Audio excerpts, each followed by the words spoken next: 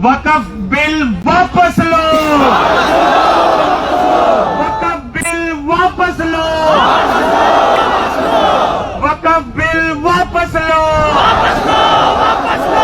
मुस्लिम सिख दलित tribal एकता जिंदाबाद, मुस्लिम सिख ईसाई दलित tribal Bahujan Samaj एकता जिंदाबाद।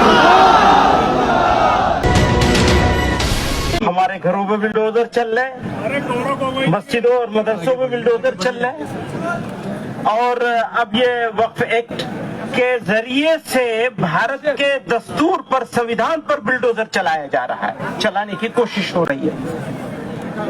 तो मैं इसकी मुखालिफत तो हर हाल में करनी है।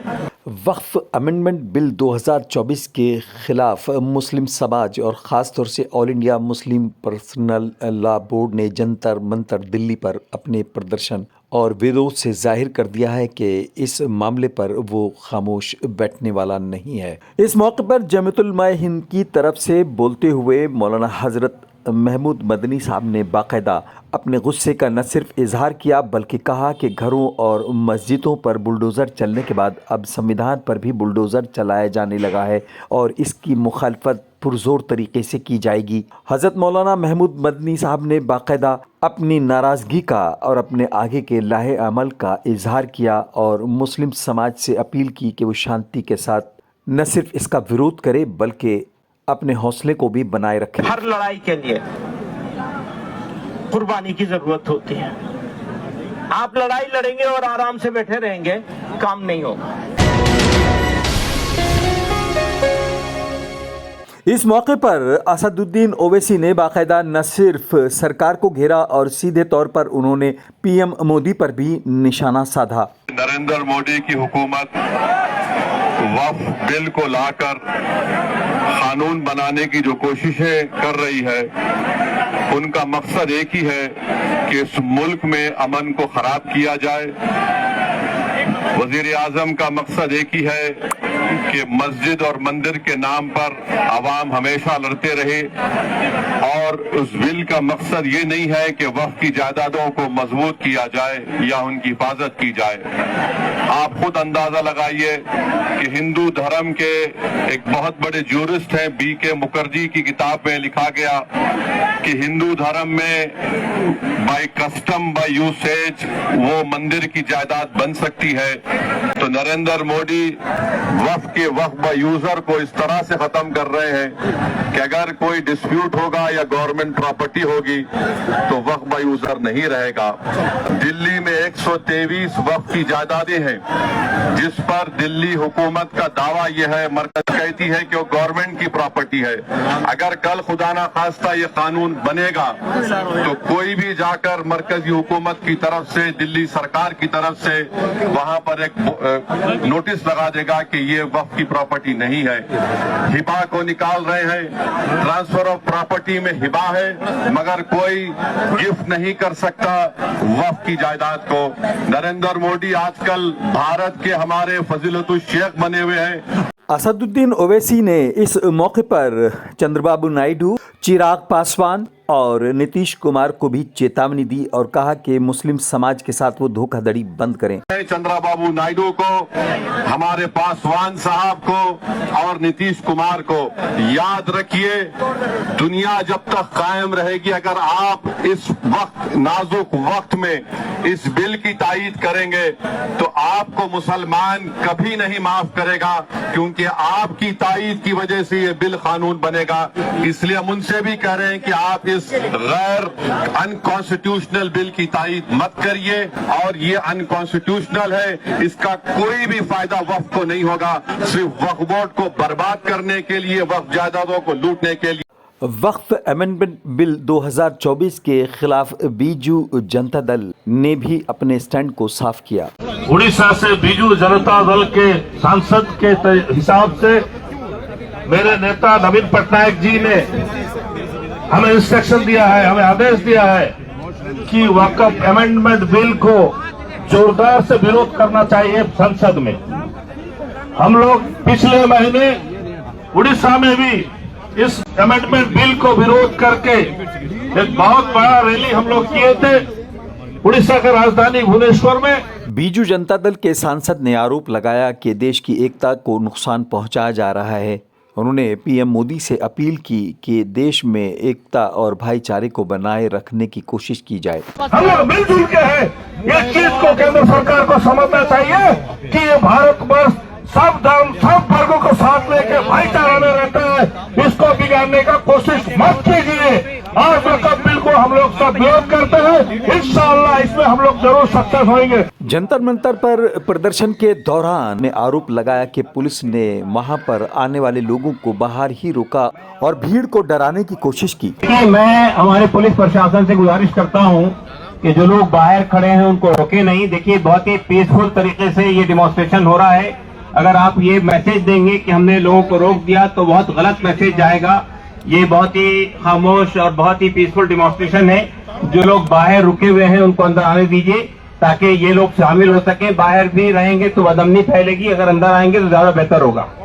ऑल इंडिया मुस्लिम पर्सनल लॉ बोर्ड ने बाकायदा इस बिल का न सिर्फ विरोध किया बल्कि ये भी बताया कि आखिर वो विरोध कर क्यों रहे हैं। ये जो बिल पार्लियामेंट में पेश किया जा रहा है वक्फ तरमीमी बिल, ये बात अच्छी तरह वाज़ेह हो चुकी है कि ये इस मुल्क के मुसलमानों के मजहबी हुकूक में रास्त मुदाखलत है। दस्तूर हिंद ने, भारत के कॉन्स्टिट्यूशन ने, भारत के संविधान ने इस मुल्क के हर शहरी को अपने मजहब पर चलने का, अपने मजहबी इदारों को आजादाना तरीके से चलाने का हक दिया है, राइट दिया है। ये बिल इस कॉन्स्टिट्यूशनल राइट में रास्त वायलेशन है, डायरेक्ट वायलेशन है। इसलिए ये बिल एंटी कॉन्स्टिट्यूशनल है, दस्तूर के खिलाफ है, इस मुल्क की बुनियादी कदरों, बुनियादी वैल्यूज के खिलाफ है, उन उसूलों के खिलाफ है जिन उसूलों पर यह मुल्क बना है और इस मुल्क को आजादी दी गई है। इसलिए इस मुल्क के हर शहरी की, सिर्फ मुसलमानों की नहीं बल्कि इस मुल्क के हर शहरी की यह जिम्मेदारी है कि वो इस बिल की भरपूर मुखालफत करे। ये बात फैलाने की कोशिश की जा रही है कि वक्फ बिल, वक्फ एक्ट के जरिए मुसलमानों को कुछ खास राइट्स दिए गए हैं। मैं ये बात वाज़ेह करना चाहता हूं कि वक्फ एक्ट के अंदर जो राइट्स दिए गए हैं ठीक वैसे ही राइट्स इस मुल्क की हर रिलीजियस कम्युनिटी को हासिल है। लिमिटेशन एक्ट से एग्जम्पशन ये इस मुल्क के तमाम मज़ाहिब की मजहबी जगहों को हासिल है। बाय यूजर राइट ये इस मुल्क के तमाम मजहबी मकामात को हासिल है। मुल्क के तमाम मजहबी मकामात को यह हक हासिल है कि उन मकामात का इंतजाम, उसका एडमिनिस्ट्रेशन सिर्फ उसी मजहब के मानने वाले करेंगे। लेकिन सेलेक्ट करके, चूज करके सिर्फ मुसलमानों को इस हक से महरूम किया जा रहा है। ये बात हम पर भी अच्छी तरह वाज़ेह रहनी चाहिए और मीडिया को भी ये बात मुल्क की आवाम के सामने लाना चाहिए कि जो हुकूक इस मुल्क के तमाम मजहबी हुकूक को हासिल हैं, सिर्फ मुसलमानों को उन हुकूक से महरूम करने की ये साजिश है, ये कॉन्स्पिरेसी है। इसलिए इस बिल की भरपूर मुखालिफत होनी चाहिए। वक्फ अमेंडमेंट बिल 2024 के खिलाफ बोलते हुए सलमान खुर्शीद ने न सिर्फ कांग्रेस का स्टैंड रखा बल्कि IMCR की तरफ से भी इस बिल का विरोध किया।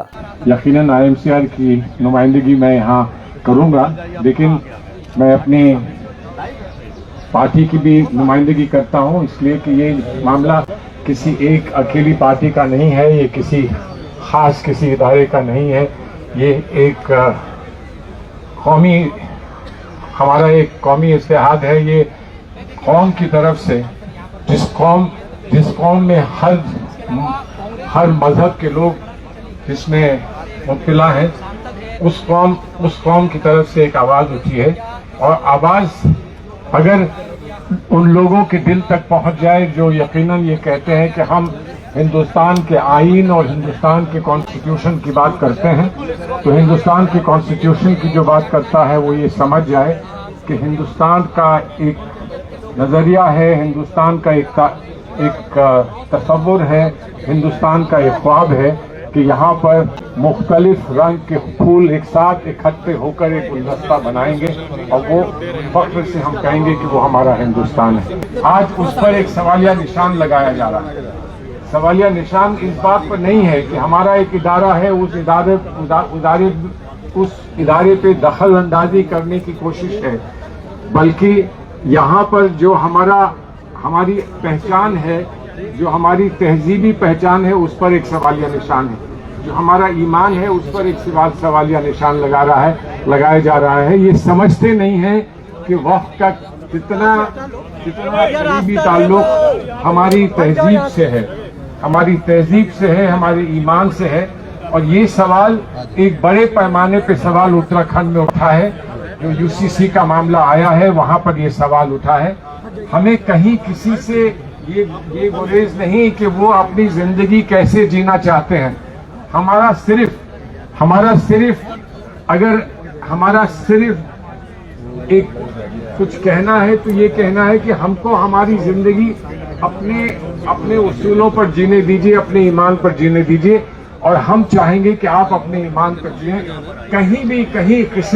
किसी किस्म का कोई टकराव की कोई कहीं पर गुंजाइश नहीं है। और इसी स्पिरिट के साथ बहुत कुछ हुआ है।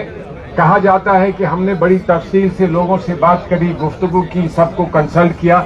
उसका एक ही जवाब है कि आपने कंसल्ट किया, आपने हमको सुना कि नहीं सुना, लेकिन आपने हमें समझा नहीं।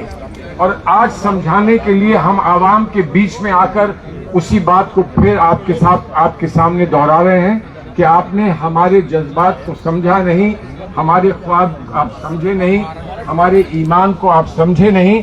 इसको समझने की कोशिश कीजिए, इसमें आपका कोई नुकसान नहीं। हाँ, ये सवाल उठता है कभी कभी ये सवाल उठता है कि हम अपने निज़ाम में बेहतरी कैसे करेंगे। हम अपने निज़ाम में अगर कहीं पर कोई कमी है, कहीं पे कोई गुंजाइश है जो हम उसको बेहतर कर सकें, तो वो हमारा फैसला है, हमारी आवाम फैसला करेगी। हम लोग आपस में बैठ के फैसला करेंगे। अगर कोई तनकीद करता है तो वो समझ जाए कि उससे पहले अपनी कमी और अपने से शिकायत हम खुद कर लेंगे। दूसरे को हम उसकी गुंजाइश नहीं देंगे कि वो हमारी शिकायत करे।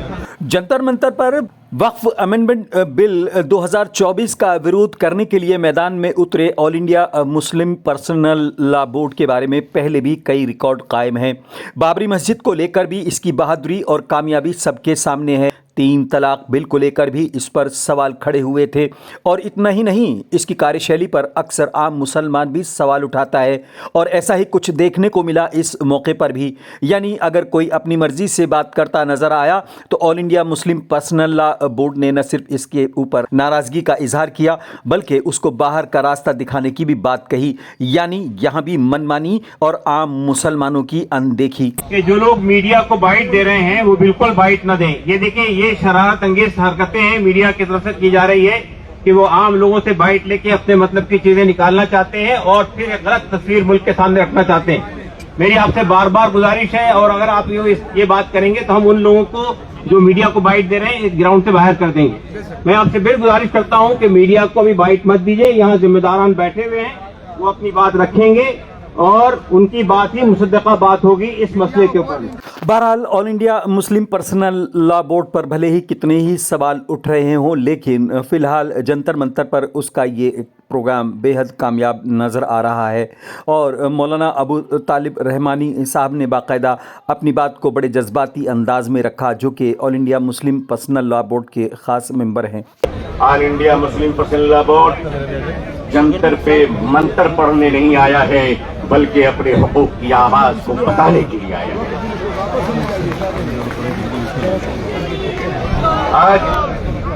आज रोजेदारों का ये हसीन मजमा हिंदुस्तान में 16वें रोजे पर सलाम पेश कर रहा है, तो बात ये बदर में आज 17वीं रोजा यौम बद्र को याद कर रहा है। जब हक के लिए तुम उठोगे तो अल्लाह तुम्हें कभी मायूस नहीं करेगा, अल्लाह तुम्हें कभी जलील नहीं करेगा। ऐ रोजेदारों के अजीम मजमे, है मुसलमानों, आप आज ये बता दीजिए कि जिस तरह इफ्तार में वक्त से पहले आप गिलास शरबत की पिया नहीं करते, उसी तरह मजमे आम में भी अपने डिसिप्लिन को कभी तोड़ा नहीं करते।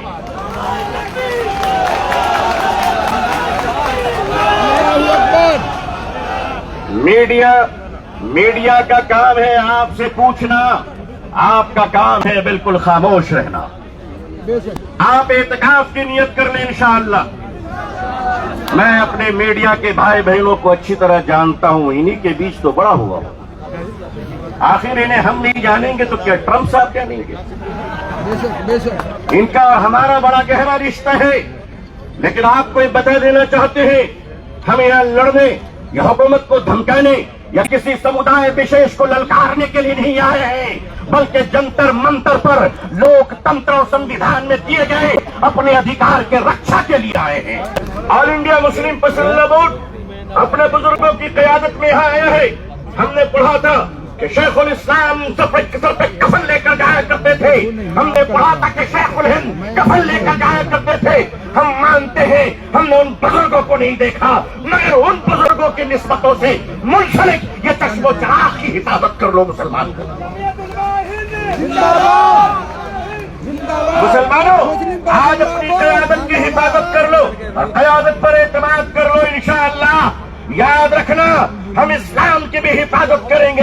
ऐ देश हिंदुस्तान, हम तेरी भी हिफाजत करेंगे। सीपीआई एमएल के दीपाकर भट्टाचार्य ने भी वक्फ अमेंडमेंट बिल 2024 का विरोध किया। इस संशोधन बिल के खिलाफ हमारी पार्टी ने भी पोजीशन लिया है और पार्लियामेंट के अंदर भी हमारे जो 2 मेंबर पार्लियामेंट हैं उन्होंने भी पोजीशन लिया है।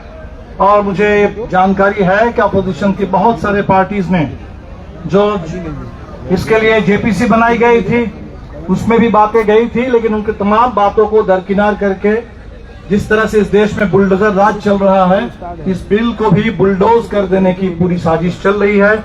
इस साजिश के खिलाफ आज हम सब लोग यहाँ जमा हुए हैं कि ये वक्फ की जो जमीन है उसका निश्चित तौर पर सीधा जो ताल्लुकात है वो मुस्लिम कम्युनिटी से है, कलेक्टिव चैरिटी और वेलफेयर के साथ है। लेकिन ये जो सवाल है, ये सवाल इस समय सिर्फ किसी एक कम्युनिटी का सवाल नहीं है। आज हम लोग देख रहे हैं कि जो भारत में जिस फांसीवाद के दौर से हम गुजर रहे हैं, ये एक एक करके मुद्दों को चुनते हैं, एक एक तबकों को टारगेट करते हैं और सबको अलग अलग करके बांट करके अपना पूरा मकसद पूरा करता है। इस समय 2 बड़े सवाल हैं। एक तो सवाल जमीन का है। इस देश में जमीन पर नजर है, जमीन कब्जा करने के लिए, उसको हड़पने के लिए। ये बात किसानों को अच्छी तरह से समझ में आती है।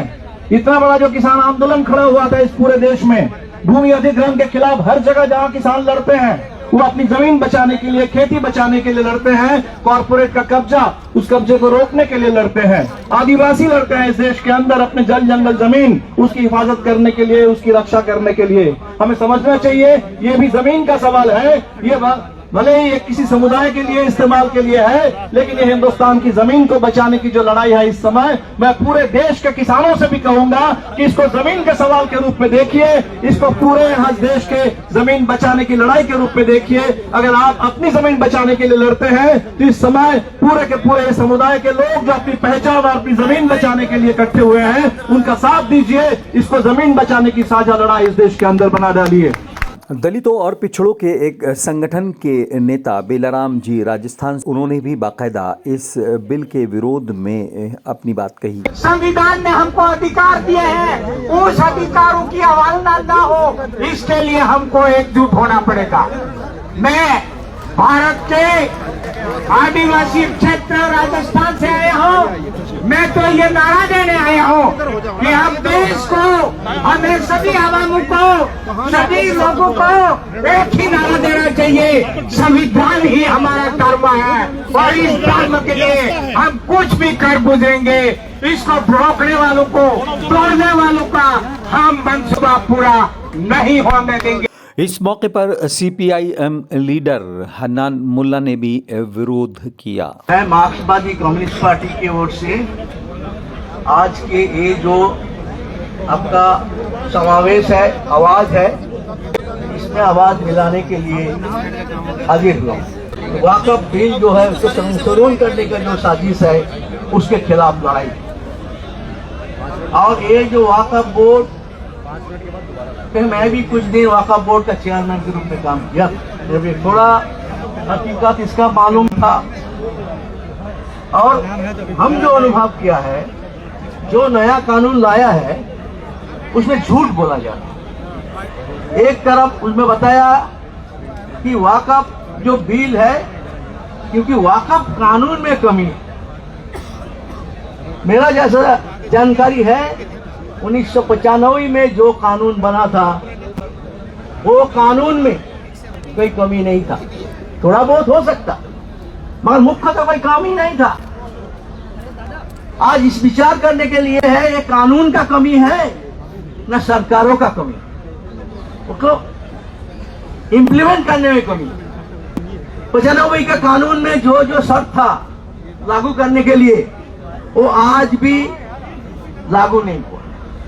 उन्होंने बताया था कि हर राज्य सरकार इस कानून के आधार पर रूल्स बनाएंगे, कानून सीधा लागू नहीं होता, रूल से मुताबिक लागू होता है। मगर आप मालूम है आपका पूरा देश में ज्यादातर राज्य में उसका रूल्स नहीं बना था, अभी भी रूल्स नहीं बना। 2013 का फिर दोबारा कानून बनाने का कोशिश हुआ, उसमें भी रिपीट हुआ। बोल रहा है जो रूल्स तुम बनाएंगे, रूल्स कौन बनाएगा, इसमें कौन है, दाई मुसलमान है कौन ने, क्या कानूनी व्यवस्था। तो कानून बना के उसको लागू करने के नहीं देंगे, रूल्स नहीं बनाएंगे तो लागू कैसे होगा। रूल्स नहीं बना, आज तक भी बहुत सारे राज्यों में रूल्स नहीं बना, जब संशोधन हो रहे हैं। फिर 2013 का कानून में जो उसमें इम्प्रूव करके जो किया था, ये एक कानून के मुताबिक इसको एक जो लागू करने के लिए जो ऑफिसर है और उसको नियोग करने का बात हुआ वक्फ बोर्ड, वो रूल्स ना होने के बाद वो भी लागू हो नहीं हुआ। इसलिए ये जो सरकार का कमी है, राज्य सरकार का जो कमी है, ये आज इसको आड़ में कानून को बदनाम किया जा रहा है। सहारनपुर से कांग्रेसी सांसद इमरान मसूद ने भी इस बिल को लेकर अपने ख्यालात का इजहार किया। महसूस ही होता है दौरे तबाही है, शीशे की अदालत में पत्थर की गवाही है, दुनिया में कहीं इसकी तफ्सील नहीं मिलती, कातिल ही मुंसिफ है, कातिल ही सिपाही है। आज ये मुल्क के हालात बने और जिस तरह से वक्फ कानून ला करके संविधान की धज्जियां उड़ाने की कोशिश देश के अंदर करने का काम किया जा रहा है, मैं उस लड़ाई के अंदर अपनी छोटी सी हिस्सेदारी अपनी पार्टी के और हमारे देश के मजबूत नेता राहुल गांधी के सिपाही के तौर पर आपके बीच में करने के लिए आया हूं। किशनगंज से कांग्रेसी सांसद डॉक्टर जावेद ने भी अपनी बात रखी। इत्तेफाक से पार्टी के तरफ से मुझे भी जेपीसी में हिस्सा लेने का मौका मिला और जो हम लोगों ने देखा ये साफ है कि जो हमारे लोगों ने गरीब मिस्कीनों के लिए ज़मीनें प्रॉपर्टीज दी थी उसको ये सरकार हड़पना चाहती है और इसका पुरजोर हमने वक्त में भी खिलाफ किया था सब लोगों ने और पार्लियामेंट में भी खिलाफ करेंगे जब वो बिल पास करने के लिए लाएंगे। सिख पर्सनल लॉ बोर्ड की तरफ से प्रोफेसर जगमोहन सिंह ने पुरजोर मुखालफत करते हुए अपने ख्यालात का इजहार किया। वाहिगुरु जी का खालसा, वाहिगुरु जी की फतेह। बिस्मिल्लाहिर्रहमानिर्रहीम। मैं आज यहाँ पर आपको ये जताने आया हूँ कि इस लड़ाई में आप अकेले नहीं हैं, हम आपका पूरा पूरा साथ देंगे।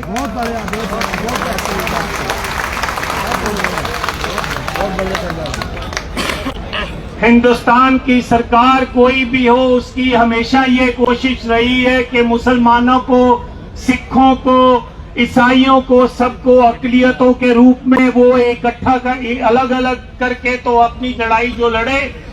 आज आपकी ताकत को देखते हुए एक और बड़े मुहाज की आज आप नींव रख रहे हैं कि हम अकलियत नहीं है, हम मेजॉरिटी हैं। और ये तब मुमकिन हो सकता है जब हमारी लड़ाई आपकी हो और आपकी लड़ाई हमारी हो।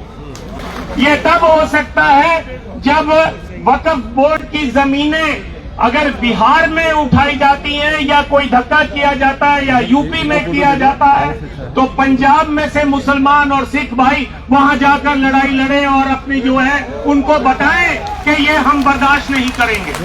ये रीजनल लड़ाई नहीं है, ये धार्मिक लड़ाई है और धार्मिक लड़ाई धार्मिक जज्बे से ही लड़ी जा सकती है। तो आओ, हम आपका पूरा साथ देंगे। आप यकीनी बनाओ कि आप साथ लें। अगला मोर्चा अगर जरूरत पड़े तो मलेरकोटले में लगाओ, लुधियाना में लगाओ और सारे हिंदुस्तान से जो मुसलमान भाई है वहां पर आए और हम सिख भाई जो हैं वो भी रल मिलकर आपका पूरा वहां साथ देंगे और सरकार को एक मैसेज देंगे, मुसलमान की लड़ाई हमारी लड़ाई है और हमारी लड़ाई आपकी लड़ाई है। तुमने दलितों की जमीनें ली, हम चुप रहे, लेकिन हम चुप नहीं रहे, फिर भी दबी जबान में अपनी आवाज उठाते रहे। तुमने ट्राइबल्स की भी जमीनें छीन ली हैं, तुमने बंबई के आसपास, बंबई से लेकर पुणे तक जितनी भी जमीनें हैं ट्राइबल्स की वो भी छीन ली है। लेकिन अब वक्त आ गया है, इनफ इज इनफ, अब बर्दाश्त नहीं होता। अब हम सब रल मिलकर हम ये यकीनी बनाएंगे कि अपनी जमीनें बचाएंगे। इसके अलावा कई दूसरे वक्ताओं ने भी अपने ख्यालात का इजहार किया। मैं हनीफ केरल से आया हूँ। नजरुद्दीन मुजाहिदीन मरकज देवा को रिप्रेजेंटेटिव है। मैं अभी आए to support Muslim Kerala personal Muslim law board because the proposed act is not an amendment but actually it is a repealing of the existing law which we have to protest. Decades back or centuries back, Muslim persons have given some properties as water properties. It should subsist and we have to live in India as Muslims. We are with you, we are with Indians, we are Indians, and as such we have to protect our personal laws. We protect it and we support. All this support will be given to you by the Cairn Markaz Deva. Congress MP Gaurav Gogoi ने भी इस मौके पर अपनी बात रखी। आज इस पुरानी संस्कृति के विपरीत डॉक्टर बाबा साहब भीमराव अंबेडकर की दी हुई संविधान के विपरीत वर्तमान सरकार काम कर रही है। जो उनका मन चाहे वो काम करना चाहते हैं। एक लोकतांत्रिक समाज में समाज के साथ विचार होता है, समाज के साथ विमर्श होता है, लेकिन मुझे संदेह है कि जब ये सरकार ये कानून जब बना रही थी तो समाज के साथ उन्होंने विचार विमर्श नहीं किया। जेएनयू छात्र संगठन के अध्यक्ष ने भी इस मौके पर बिल के विरोध करने वालों का साथ दिया। जो सवाल है हमारे बीच में कि अमेंडमेंट बिल का और इसके लिए छात्रों के बीच में पहुंचने की भी हमारी जरूरत थी और हमने इसी तरीके से कि छात्रों के बीच में भी ये मामला जाए कि भाई ये जो सरकार है वो किस तरह से चुन कर एक धर्म को देखकर और उसके साथ साथ जो भी बोलने वाले लोग हैं उसको देखकर, उसके साथ साथ जो भी अपने जल जंगल जमीन की लड़ाई लड़ रहे हैं उसको देखकर इन तमाम लोगों को पूरा मिले ताकि देश जिस आईन से चलता है, जो बराबरी का हक देता है, वो फॉलो हो पाए। लेकिन ऐसा जो सरकारें ने नहीं किया और जो मौजूदा जो 15 साल की निजाम है उसने पूरी तरह से कोशिश की कि किस तरीके से हम तुम पर हमला करें, किस तरीके से हम तुमको खत्म करें, किस तरीके से हम तुमको मारें, ताकि इस देश में एक बहुसंख्यक जो राजनीति है वो मौजूद रह सके और उनकी सत्ता उनका निजाम चलते रह सके। लेकिन आज जरूरी है कि एकताबद्ध होकर, चाहे छात्र हो, चाहे नौजवान हो, चाहे देश के मुसलमान हो, चाहे आदिवासी हो, चाहे दलित हो, जो भी अपने हक की बात कर रहे हैं उनको एक साथ साना दर साना मिलाकर चलना पड़ेगा, कंधे से कंधा मिलाकर चलना पड़ेगा, हाथ में हाथ डालकर चलना पड़ेगा। टीएमसी सांसद अबू ताहिर खान ने भी ऑल इंडिया मुस्लिम पर्सनल लॉ बोर्ड के आह्वान पर न सिर्फ इस बिल का विरोध किया बल्कि खुलकर अपनी बात रखी। এই ধর্নায় আমরা সকলে সমবেত হয়েছি। পশ্চিমবঙ্গের মাননীয় মুখ্যমন্ত্রী মমতা বন্দ্যোপাধ্যায়ের পক্ষ থেকে, অল ইন্ডিয়া তৃণমূল কংগ্রেসের পক্ষ থেকে এমপি হিসেবে আপনাদের দরবারে হাজির হয়েছি। আমরা পশ্চিমবঙ্গের মানুষ বাংলার অল ইন্ডিয়া তৃণমূল কংগ্রেসের পক্ষ থেকে এই বিল প্রত্যাহারের দাবিতে গোটা বাংলায় আন্দোলন চলছে এবং বাংলার মাননীয় মুখ্যমন্ত্রী এই বিল প্রত্যাহারের জন্য সর্বতোভাবে আপনাদের সমর্থন করছে। ऑल इंडिया मुस्लिम पर्सनल लॉ बोर्ड के सेक्रेटरी मौलाना उमर महफूज रहमानी साहब ने भी अपनी बात रखी। मसाइल कैसे भी हो ता क़यामत रह नहीं सकते, ये जालिम जुल्म की बनकर अलामत रह नहीं सकते।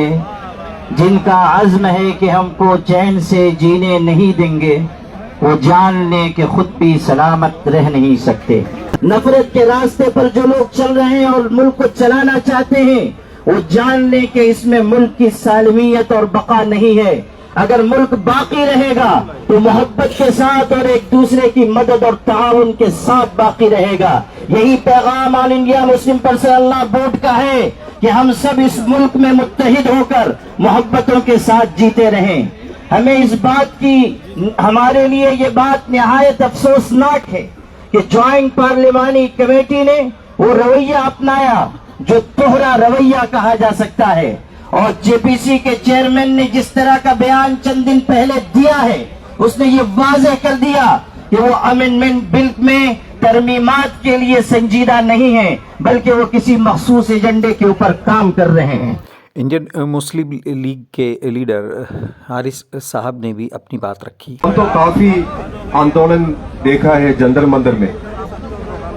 अभी पार्लियामेंट का सेशन शुरू हुआ है, हर दिन तो एक आंदोलन होते रहते हैं, हम भी इधर शामिल होते हैं। पर पहली बार पूरा जंतर मंतर रोड बंद कर मिलिट्री को भी इधर हासिल कर एक आंदोलन उन्होंने अभी तो आज करवाने का तो परमिशन दिया। उसका मतलब क्या है? उसका मतलब ये है जो साउथ ब्लॉक में जो बैठा हुआ वाला सरकार है वो तो हिलना शुरू कर दिया, छिलना शुरू हो गया उसका। अभी ये आंदोलन जारी रखना। बिल के बारे में हमारे को सबको पता है, ये संविधान के विरुद्ध वाला बिल है, ये संविधान के विरुद्ध वाला सरकार भी है। तो एक ही शब्द में बोलता हूं कि जब तक ये बिल वापस करूंगा, पार्लियामेंट के अंदर, पार्लियामेंट के बाहर, सड़क भी अगर चाहिए तो अदालत में जाकर हम ये लड़ाई करूंगा, और लड़ाई का अंत यही होगा कि ये बिल वापस ही करना ही पड़ेगा उनको। केरला के इंडियन मुस्लिम लीग के एमपी अब्दुल वहाब साहब ने इस बिल का विरोध किया। समाजवादी पार्टी सांसद धर्मेंद्र यादव ने बाकायदा अखिल भारतीय मुस्लिम पर्सनल लॉ बोर्ड के इस प्रदर्शन का समर्थन किया। समाजवादी पार्टी की ओर से आप सभी को यकीन और विश्वास दिलाने आया हूं कि समाजवादी पार्टी आखिरी सांस तक इस बिल के खिलाफत में लड़ेगी। यकीन और भरोसा और विश्वास दिलाना चाहता हूं। बिल के इंट्रोडक्शन से लेके, जेपीसी से लेके, जहां तक ये बिल चला और जहां तक ये बिल जाएगा, चाहे संसद में दोबारा आए, चाहे न्यायालय तक जाना पड़े, हर स्तर पर समाजवादी पार्टी आपके हर फैसले के साथ मजबूती से खड़ी है। साथियों, कांग्रेस की तरफ से एक बार फिर इस बिल के विरोध में आवाज उठाई गई। जब ये बिल 2024 में लोकसभा में पेश किया गया था, कांग्रेस पार्टी के जनरल सेक्रेटरी ऑर्गेनाइजेशन जनाब JC वेणुगोपाल साहब ने पहले उठ के इस पूरी बिल के खिलाफ खड़े हुए, कैसा ये अनकॉन्स्टिट्यूशनल है, कैसा ये मुसलमानों के खिलाफ है, माइनॉरिटीज के खिलाफ है करके उन्होंने अपनी बात रखी थी, जिसके बाद जेपीसी को इसको भेजा गया था। टीएमसी की फायरब्रांड सांसद महुआ मोइत्रा ने भी अपने अंदाज में इस बिल का विरोध किया। मैं तृणमूल कांग्रेस की तरफ से यहाँ पे आई हूँ और हमारे लीडर ममता बनर्जी, आपको पता है ये पहले दिन से ये वक्त अमेंडमेंट के खिलाफ हमारे सारे ताकत लेके इस बिल को हम अपोज कर रहे हैं। ये जब ये आप मुसलमान है वो तो समझ गए, और देश में जो नॉन मुसलमान है, सब नॉन मुसलमान ये नहीं चाहते कि मुसलमान को कुचल के रहे। नॉन मुसलमान के ज्यादातर लोग ये चाहते हैं कि हम एक हार्मोनियस सेक्युलर देश में रहें, और उन लोग में भी ये अभी जो सेंस है वो आ गया है कि ये बिल सिर्फ मुस्लिम्स को डिसनफ्रेंचाइज करने के लिए है। जो वक्फ प्रॉपर्टीज है ये मुस्लिम्स को उनके कम्युनिटी के थ्रू में, उनके प्रेयर्स के, उनके मस्जिद, उनके एरियाज, उनके halls, Muslims are given for the community, and this is something, this is sacred in law and has to be protected. इस बिल क्या कर रहा है? The main thing is, इस bill is drawing a line कि आज से, जब से ये बिल अमेंडमेंट पास हो जाएगा, अब से कोई वक्फ प्रॉपर्टी नहीं रहेगा। हर वक्फ प्रॉपर्टी को नई तरह से फिर जाके कोई भी डीएम, कोई भी डीसी उसको कुछ बना सकता है। तो ये जमीन, मुसलमानों का जमीन हड़पने का एक प्लॉय के अलावा और कुछ नहीं है। ये साफ सुथरा कहना चाहिए, ये साफ सुथरा बोलना चाहिए। और एक चीज जो है, इन लोग कह रहे हैं कि वक्फ बोर्ड में वो नॉन मुस्लिम्स ले रहे हैं। हम आपको पूछते हैं, हम सेक्युलर कंट्री के हैं, सेक्युलरिज्म में विश्वास करते हैं, पर इस देश में आप जाइए ना, राम जन्मभूमि बोर्ड में बोलिएगा 2 मुसलमान डालेंगे, डाल सकते हैं। आज हमारा जो हिंदू का बंगाल में जो हमारा कालीघाट का हिंदू का बोर्ड है, हम डालेंगे मुसलमान उसमें? नहीं डालेंगे। शिरोमणि गुरुद्वारा प्रबंधक कमेटी SPGC, वहाँ पे आप बोलिएगा मुसलमान डालने, मुसलमान डाल सकते हैं, आप मानेगा? तो फिर इसमें, इस वक्फ बोर्ड में क्यों नॉन मुस्लिम जाएगा? I don't understand this. अभी आप देखिए ड्यूरिंग होली, कोई घर के बाहर मर जाएगा तो यूपी में वर्दी पहना हुआ पुलिस ऑफिसर कोई कह सकता है कि कोई मुसलमान बाहर नहीं जा सकता है? आप कोई पूजा के दिन, आप कोई ईद के दिन किसी हिंदू को बोल सकते हैं कि आप बाहर मत जाइए? सिर्फ मुसलमान का ड्यूटी नहीं है कि इसके खिलाफ खड़े होने का। हर right thinking person in this country has to stand up. Every right thinking country has to stand up. ये जर्मनी में ऐसे ही शुरू हुआ था। जब रोमनीज के लिए आए थे तो बोले मैं रोमनी नहीं हूँ, मैं चुप हूँ। जब पोल्स के लिए आए थे तो मैं पोलिश नहीं हूँ, मैं चुप हूँ। जब चेक के लिए आए थे तो मैं चेक हूँ, तो मैं चुप हूँ। कल आपके लिए आएंगे, कल मेरे लिए आएंगे, फिर क्या होगा? ये तो लोगों को समझना चाहिए ना। This Waqf bill is an extremely dangerous bill. ये bill in its present form, ये बुलडोज करके ला तो सकते हैं, पर लाने के बाद जब ये पार्लियामेंट में आएगा, हम सब सारे पार्टीज इसका बहुत सख्त विरोध करेंगे। अयोध्या से समाजवादी पार्टी के सांसद ने भी अपनी बात रखी। समाजवादी पार्टी का इस बिल के बारे में हमारे नेता माननीय अखिलेश यादव जी का क्या स्टैंड है, हमारे नेता धर्मेंद्र जी ने स्पष्ट कर दिया है। हमें केवल इतना कहना है कि अयोध्या की महान जनता ने पूरे देश को संदेश दिया है कि देश में सांप्रदायिकता नहीं चलेगी, इस देश में आपसदारी और भाईचारा चलेगा। रामपुर से समाजवादी पार्टी के सांसद मौलाना मोहिबुल्लाह ने बेहद पुरजोर अंदाज में वक्फ बिल का विरोध किया और मुस्लिम समाज की तर्जुमानी की। समाजवादी पार्टी ने, माननीय अखिलेश यादव जी ने पहले दिन ही जब ये बिल लाया गया था, साफ साफ कह दिया था कि ये कॉन्स्टिट्यूशन, संविधान पर सबसे बड़ा होने वाला आजादी के बाद हमला है, हम इसको कभी बर्दाश्त नहीं कर सकते। ये है सीपीआई के B Santhosh. I am here to extend my party's CPI, Bharatiya Communist Party's full support to fight against this bill. CPI already expressed its position very clear. हम एक हिंदू मुसलमान ऐसा इश्यू समस्या नहीं है, यह देश की धर्मनिरपेक्षता की समस्या है, सेकुलरिज्म का समस्या है। हज़रत मौलाना मोहसिन तक़वी साहब ने मुस्लिम समाज के गम गुस्से और बेचैनी की तर्जुमानी की। आपके जोश व जज्बे को देखते हुए बहरहाल मैं भरपूर एतमाद और यकीन के साथ कह सकता हूँ कि कामयाबी आपके कदम चूमने जा रही है। ये आपका जोश ईमानी है कि जो आपको यहाँ लेके आया, वरना माह मुबारक रमजान में रोजे की हालत में आपसे अगर ये कहा जाता कि आप महंगाई के खिलाफ आंदोलन में जो है धरना देने के लिए चाहिए, आप कभी नहीं आने वाले थे। आपसे, हालांकि ऐसा नहीं है कि ये महंगाई जो है वो मसला नहीं है, बहुत बड़ा मसला है। और सरकार की देखिए जहाँ तक वो यानी पॉलिसी है कि मुसलमानों की जमीनों को, मुसलमानों की मस्जिदों को छीन लें, वही एक उसका एक अहम मकसद ये भी है कि उसकी नाकामियां जो है वो इस तरह के मुद्दों से जो है वो छुपाई जाती है। मौलाना कल्बेस जव्वाद ने अपने ही अंदाज में इस बिल को डिफाइन किया। ये कहा जा रहा है वक्फ बिल और वक्फ की उत्थान के लिए, तरक्की के लिए बिल है ये। तो मैं अगर करूँगा, मैंने पहले ही दिन कह दिया था ये वक्फ बिल नहीं है बल्कि सांप का बिल है।